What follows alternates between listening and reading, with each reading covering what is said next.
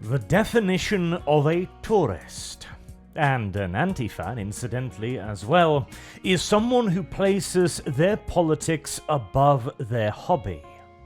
Thus, they can never truly be fans of a setting, as whenever real-life ideological demands come into play, as they are designed to do with everything in modern-day wokeism, the tourist and the anti-fan always chooses to bend their hobby to the wills of their ideology.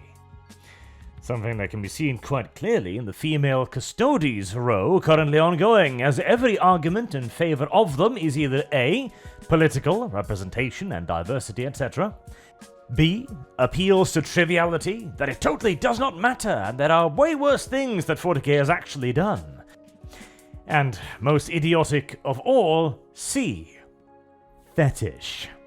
And worst of all, a lot of the time, it isn't even something quite so innocent as a mere fetish, but rather, it is B. I don't care with the flavour of, but I really want to sound edgy on the internet.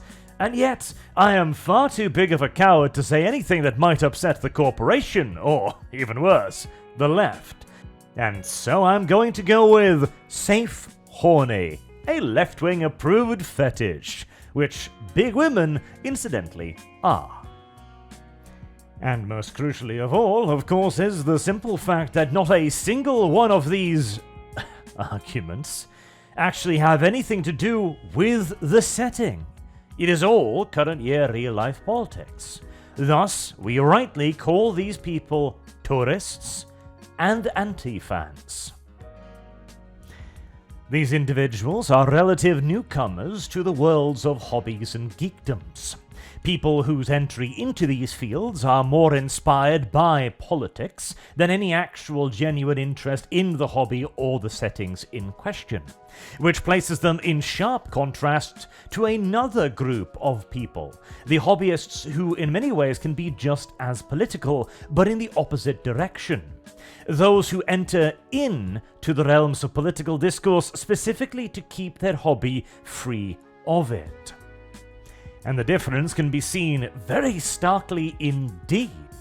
Take, for example, 40k, miniature painting. The progressive, the tourist, will paint their hobby in the colours of their ideology. A perfect visual representation of what they consider most important, with the hobby being little more than a delivery device for their politics. Meanwhile, on the opposite spectrum, take one of the most political men I know, Sargon, my friend. A man who just finished a philosophy degree so as to be better able to talk about politics. And a man who now runs a news channel diametrically opposed to wokeism. There are very few people indeed that has done more for the anti-wokeist cause than Sargon. So as a hyper-politicized individual, how does he paint his models? Well, he paints them as regular 40k miniatures. Because he, like I, started talking politics specifically to prevent our hobbies from becoming politicized. Because it turns out that if you don't fight a fire, it will only get worse. But now, with the snappy soundbite definition out of the way, let me expand more on my thinking here. Firstly, to lay the groundwork, what do I consider a fan to be? Because if we are to have anti-fans, then of course we must first have fans. Well, a fan in my mind, when it comes to settings and universes like 40k or Star Wars, Star Trek, etc., is a person who likes that setting, the feel of the universe, its story and general backdrop, someone who values a thing for what it is, faults and all. Or to put it in a more catchy way, people are fans of Star Wars because it is Star Wars, not in spite of it being Star Wars. And this, of course, is a way to simplify the complexity of the question, as being a fan of an entire universe is a massively involved thing. Many of these universes have decades worth of written lore, movies, TV shows, comics, books, etc., etc. The sheer quantity of lore in 40k alone could fill a dozen bookshelves. But something all fantasy and science fiction universes have in common is that they are, of course, their own universes. Which might sound like an obvious observation, but it is an important one, as they have rules, characters, consequences, and storylines that all combine into a greater whole, a setting, which can then add gravitas to events. For example, Luke Skywalker is a nobody. He's some random farmer whose only notable skill is an affinity for machines. Not much of a movie script in that. But what if he was the descendant of a powerful space wizard, watched over by an ancient knight? What if he was the chosen one of the forces of good to be trained by that knight, to then escape his world and venture into the stars to fight alongside the Rebel Alliance, a confederation of alien creatures and humans fighting a galactic war against an evil space empire? Now, all of a sudden, you've got yourself a universe. One that was then added to and expanded enormously into what exists today. And by necessity, these universes will expand in set logical ways. For all storytelling is, at the end of the day, a rhetorical argument. To keep the audience interested, you must be able to present them with a world that allows them to immerse themselves. And this requires your argument to be a persuasive and logically sound one. Now, of course, since this is make-believe, you can set whatever rules and parameters you wish. Even things that are impossible, of course, in our world. To stick with the Star Wars example, you can have sound in space. And the audience will happily sign up to that suspension of disbelief because in that universe, there is always sound in space. That becomes the rhetorical argument. Listen, you can hear the sound, there is sound in space, I've made this canon now, this exists. But if you then had a Star Wars scene where lasers fly back and forth as TIE fighters zoom by in perfect silence, then the audience would very quickly go, that's not how that works. Their immersion will be broken. They will be taken out of the experience immediately because your rhetorical argument now has a flaw in it. You are not telling the story the right way. Now, this is of course an extreme example, but we humans are very sensitive to changes in a story's internal consistency, even minor ones. For example, the now infamous Han Greedo scene. In the original Star Wars, Han shoots first, blowing Greedo away before he has a chance to do anything. This establishes Han as a ruthless, me-first space smuggler that has been in more than one sticky situation before and knows how this story goes. But in the remastered special edition, Greedo shoots first, and everyone was pissed. It seems a minor change, but it totally undermines Han's character, and introduces logical inconsistencies to boot, like, how the hell did Greedo miss point-blank range? Or you can have far bigger changes as well, which aren't even necessarily a change, but it is something that does not fit into the universe and thus is not a good rhetorical argument. The absurd introduction of the midichlorians, an idea so universally despised and retarded it was never heard of ever again, and theoretically, you don't know what the Force is, so one explanation is as good as any other, right? You don't know that there aren't midichlorians, right? Well, yeah, that's true, but it doesn't fit in the universe. The Force is a mysterious thing. It's something spiritual. It has teachers in swamps instructing young upcoming Jedi Knights on its usage. It's not tiny creatures in your bloodstream. That's simply a far worse explanation. And thus, even though this is an addition to the law that technically doesn't violate anything, it doesn't fit into the setting's feel and the audience's expectations. It is a poor rhetorical argument. Incidentally, by the way, you might now be wondering what by Ray's infinite Mary Sue powers this has to do with tourism or anti-fans. Nice of you to ask. The point I am making here is that all universes, by the very nature of them being created as escapism, as entertainment, are necessarily based on their own in-universe rules and logic, both of which are near universally separate from ours. Of course, you may have elements that overlap, like authoritarian evil, black-robed space wizards bad, independent rebel alliance fighting the man good, authoritarianism and tyranny versus independence and freedom. But even then, these are still set in the context of the universe.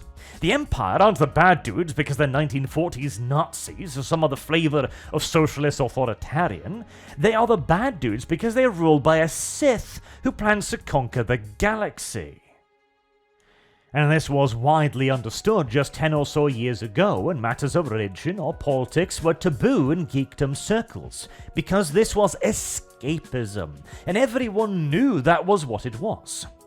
But then along came the new people, and naive as we were, we saw no problem with all of these strange newcomers. We simply thought they would become fans like us, that our hobbies were finally becoming popular.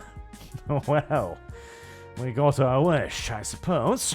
But the difference between them and us was that whilst we escaped our normal lives by visiting the dark future of 40K, or watching the space adventures of a Tatooine moisture farmer, these new people had a very different kind of escapism, just as fantastical and equally unrealistic. True socialism. Now hear me out here, because I think I'm onto something with this. Like I just laid out, a universe can be based off any rules or ideas you like, no matter how far-fetched or impossible. As long as the rules are consistent, then anything goes. Flying people, superpowers, time travel, whatever you want. Or, a humanity that in universal agreement simply stops being greedy and shares everything equally with no outliers. A humanity where millions organize themselves spontaneously to maintain modern life with no hierarchy or leadership or anyone telling them what to do. A humanity in which people will work just as hard for no pay to keep a generation of fat Coomer communists in the state of abject luxury they have grown accustomed to. A world in which DoorDash is a human right. If all of that isn't a fantasy setting, then I don't know what it is. So I suppose in the end we're all seeking escapism, it's just that some of us are better at distinguishing reality from fiction. And I'm only half joking when I say that, as this returns us to the definition of a tourist, someone who places their political ideology above the hobby. Now, in olden times, this wasn't really a problem, because by above we meant that politics was important, or running of a nation's thing and all that, but it was also separate. Politics had no direct place in a hobby, and the hobby certainly had no place in politics. But with today's wokeism, everything is political, because everything is a tool to normalize an alternative political system, and in turn to destroy the system we already have by 1,000 cuts. I went over this in far more detail in my Everything is Political video, so I won't go too much into it here, but to then bring attention to the next step instead. For the tourist, should he stick around and not become a fan, will eventually turn into an anti-fan. The person that not only places his politics above the hobby, but will also actively push for more politics to be introduced into his hobby. Which dovetails neatly back into the idea, the figurative example of a wokist simply being a fan of the fantasy setting socialism instead of Warhammer. It would be like a 40 fan going into Star Wars and saying, this is neat and all, but wouldn't it be better if it had demons in it? Maybe some chainsaw swords and rampant xenocide? In the same way, the wokist would go into another setting and go, this is neat and all, but wouldn't it be nice if it had more diversity, equity, and inclusivity? And the problem with both of these things is, of course, as we've already laid out, that they don't fit into the already constructed setting. And thus their additions would near inevitably lessen the universe by introducing incongruities, weakening the rhetorical argument. This is where the tourist becomes an anti-fan, where their like of something not the setting sees them try to introduce things that would be destructive to the setting. Now, if that was just from a fan of some other setting's perspective, then so be it. Trying to make 40k more Star Wars, or vice versa, is hardly a great thing. But at least it is far less pathologically disruptive than politics.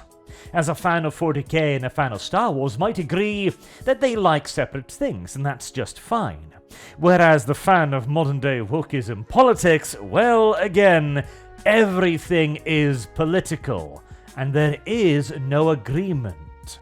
The very essence of progressivism is to forever progress, to push further and further left as a goal in and of itself.